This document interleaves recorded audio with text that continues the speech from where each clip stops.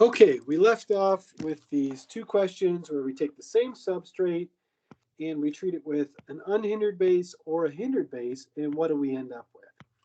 Well, without me drawing the entire mechanism, if you were to pull off the proton in black, hopefully by now you've made the connection that you're going to lose the leaving group, of course, but your double bond would be here. And so let's draw that product 1, 2, 3, 4, 5, and we would have the double bond here.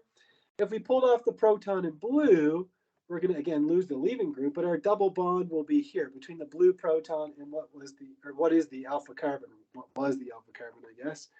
So we end up with something that looks like this. Now, if we examine those two compounds, hopefully you can see that this is the Zaitsev compound because it's more substituted, and this is the Hofmann compound or the Hofmann product.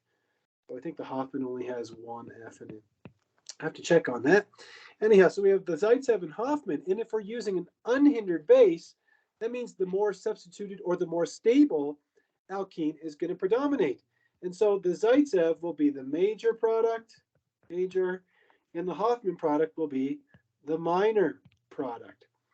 Now, when we're using potassium t-butoxide as our base, we're still going to end up with the exact same two products. So I'm just going to try to copy and paste those into there if it'll work.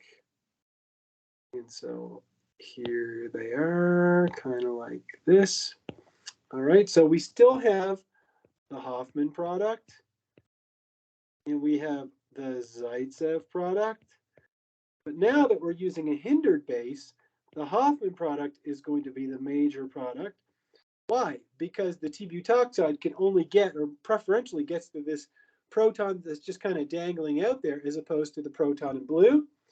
And so that would be the major product, and the Zaitsev product would be the minor product. There you go. So that's regioselectivity. And where we're going to begin our class on Thursday will be with a discussion on stereoselectivity. So I encourage you to read that, and also a discussion on stereospecificity. This is a very heavy topic, so you want to be sure to read this before coming into class on Thursday morning.